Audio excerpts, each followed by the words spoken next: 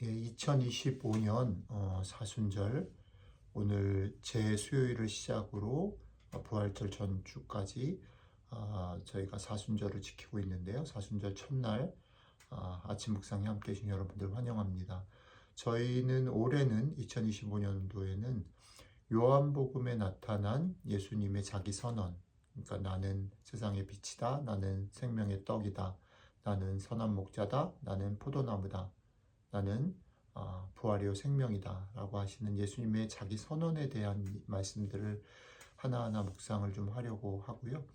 이번 주에는 수요일, 목요일, 금요일 3일 동안 하나님 어떤 분이시고 예수님 어떤 분이시고 성령님 어떤 분이신가를 드러내는 말씀 세 곳을 통해서 하나님이 사랑이시고 예수님은 이 땅 가운데 오셨고 성령님은 지금도 우리와 함께 하신다라는 말씀들을 같이 생각해 보려고 합니다.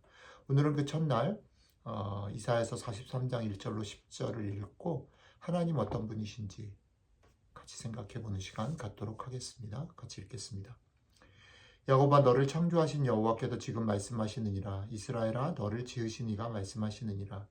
너는 두려워하지 말라. 내가 너를 구속하였고 내가 너를 지명하여 불렀나니 너는 내 것이라. 네가 물 가운데로 지날 때에 내가 너와 함께 할 것이라. 강을 건널 때에 물이 너를 침몰하지 못할 것이며 네가 불 가운데로 지날 때에 타지도 아니할 것이요 불꽃이 너를 사르지도 못하리니 대저 나는 여호와 너의 하나님이요 이스라엘의 거룩한 이요 너의 구원자임이라. 내가 애굽을 너의 속량물로 구스와 스바를 너를 대신하여 주었노라. 네가 내 눈에 보배롭고 존귀하며 내가 너를 사랑하였은즉 내가 너 대신 사람들을 내어주며 백성들이 너의 생명을 대신하리니 두려워하지 말아라. 내가 너와 함께하여 너의 자손을 동쪽에서부터 오게 하며 서쪽에서부터 너를 모을 것이며 내가 북쪽에게 이르기를 내놓으라. 남쪽에게 이르기를 가두어 두지 말라. 내 아들들을 먼 곳에서 이끌며 내 딸들을 땅 끝에서 오게 하며 내 이름으로 불려지는 모든 자 곧 내가 내 영광을 위하여 창조한 자를 오게 하라.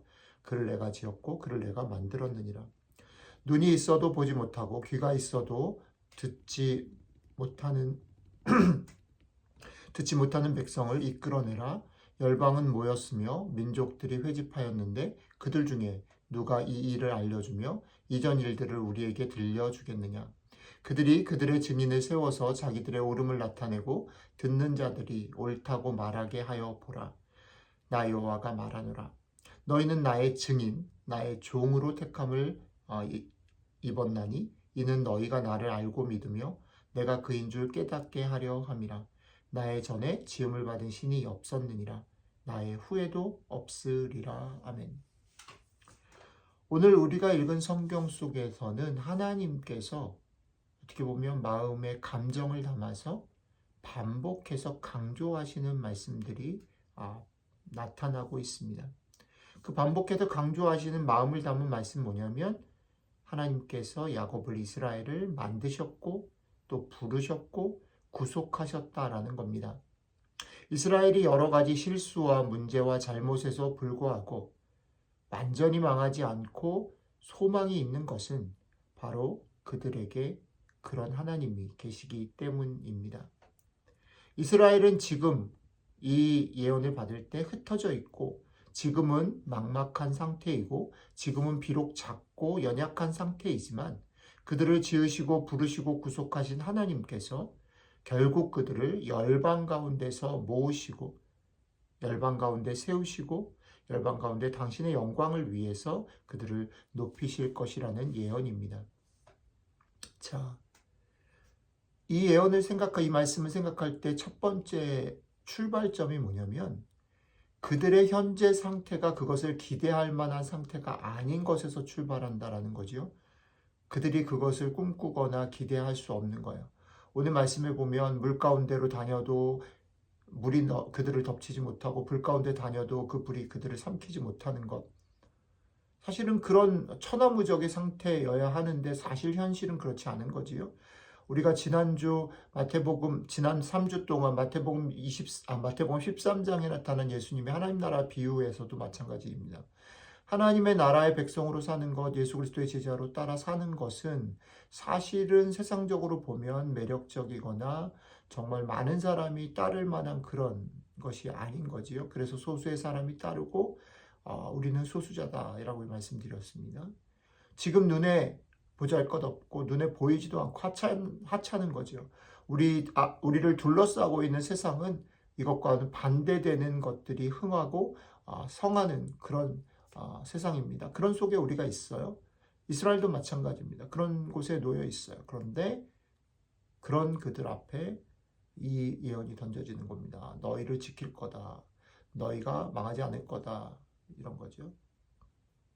그 일을 그것이 어떻게 가능하냐면 하나님이 그들을 지으셨고 하나님이 그들을 부르셨고 하나님이 그들을 구속하셨기 때문에 가능하다라는 얘기입니다. 이 말씀 속에서 꼭 잊지 말아야 될 사실들을 몇 가지로 적용해 보고 마치면 좋겠는데,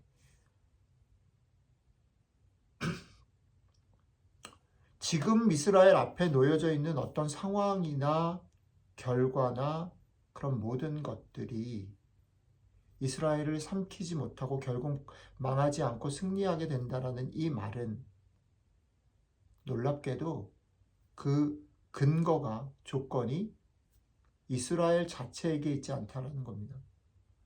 이스라엘이 특별한 조건이나 이유를 가져서 하나님의 부르심을 받은 것이 아니라는 거지요. 하나님은 오히려 연약하기 때문에 이스라엘을 불렀습니다. 가장 작은 민족이기 때문에 이스라엘을 불렀습니다. 그러니 여러분들이 이 말씀을 1차적으로 받을 때 여러분들의 삶에 여전히 일어날 것 같지 않고 여전히 이 말씀의 약속을 내가 누리고 있다고 느껴지지 않을지라도 여러분 앞에 놓인 삶, 여러분들 앞에 놓인 그런 여러 가지 환경들에도 그리고 여러분들 자신의 연약함에도 불구하고 여러분들을 삼킬 것이 없다라는 사실들을 명심하시기 바랍니다.